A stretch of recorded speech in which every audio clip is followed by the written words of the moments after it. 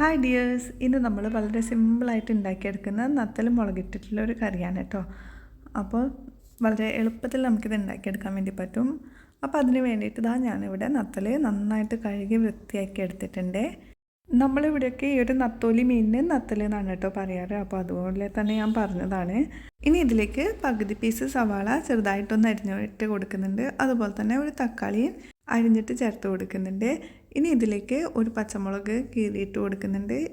ഇഞ്ചി വെളുത്തുള്ളി പേസ്റ്റും കൂടെ ചേർത്ത് കൊടുക്കുന്നുണ്ട്. ഇനി ഇഞ്ചിയും വെളുത്തുള്ളി ആണെന്നുണ്ടെങ്കിലും ചെറുതായിട്ടൊന്ന് അരിഞ്ഞു കൊടുത്താൽ മതിയാകും. ഇനി ഇതിലേക്ക് ആവശ്യത്തിനുള്ള ഉപ്പ്, 1/4 ടീസ്പൂൺ അളവിൽ മഞ്ഞൾപ്പൊടി, 1.5 ടീസ്പൂൺ അളവിൽ മുളക് പൊടിയും കൂടെ ചേർത്ത് കൊടുക്കുന്നുണ്ട്. അത്യാവശ്യം നല്ല എരിവുള്ള മുളക് പൊടിയാണ് കേട്ടോ എടുത്തിട്ടുള്ളത്. ഇനി ഇതിലേക്ക് ഇത്തിരി പുളിവെള്ളം കൂടെ ഒഴിച്ചു കൊടുക്കുന്നുണ്ട്. അതൊക്കെ ഒന്ന് മൊത്തത്തിൽ മിക്സ് ആക്കിയിട്ട് ഈ ഒരു പാകത്തിലാണ് കേട്ടോ നമ്മളാക്കി വെക്കുന്നത്. നമ്മൾ ഈ ഒരു നത്തോലി മീൻ ഒട്ടും വെള്ളം ചേർക്കാതെയാണ് കേട്ടോ ഉണ്ടാക്കിയെടുക്കുന്നത്.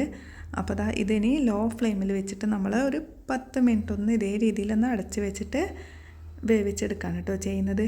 ഇപ്പോൾ ഒരു 10 മിനിറ്റൊക്കെ ആയിട്ടുണ്ട്. അപ്പോൾ അതിൽ നിന്നൊക്കെ നന്നായിട്ട് വെള്ളമൊക്കെ ഇറങ്ങി വന്നിട്ടുണ്ട്. ഈ ഒരു ചാറോട് കൂടെ കഴിക്കാൻ നല്ല ടേസ്റ്റാണ് കേട്ടോ. നമ്മൾ ഒട്ടും വെള്ളമൊന്നും ചേർക്കാത്തത് കൊണ്ട് തന്നെ നമ്മുടെ ആ ഒരു തക്കാളിയുടെ മീനിൻ്റെ ഒക്കെ ഉള്ളിൽ നിന്ന് ഇറങ്ങി വന്നിട്ടുള്ള ഒരു വെള്ളം തന്നെയാണ്. അപ്പോൾ നല്ല ടേസ്റ്റാണ് ഈ രീതിയിൽ നമുക്ക് കഴിക്കാൻ വേണ്ടിയിട്ട്.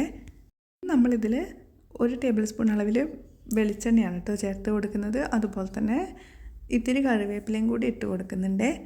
അപ്പോൾ ഇത്രയേ ഉള്ളൂ നമ്മുടെ കറി. ഇനി ഒരു 2 മിനിറ്റ് ഇതൊന്ന് അടച്ച് വെച്ചിട്ട് വേവിച്ചെടുക്കാൻ കേട്ടോ ചെയ്യുന്നത്.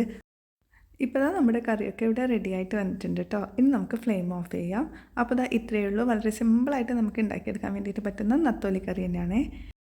അപ്പോൾ ഇതേപോലുള്ള സിമ്പിൾ റെസിപ്പിക്കായിട്ട് ചാനലൊന്ന് സബ്സ്ക്രൈബ് ചെയ്യാനും ഫോളോ ചെയ്ത് സപ്പോർട്ട് ചെയ്യാനൊന്നും മറക്കരുത്.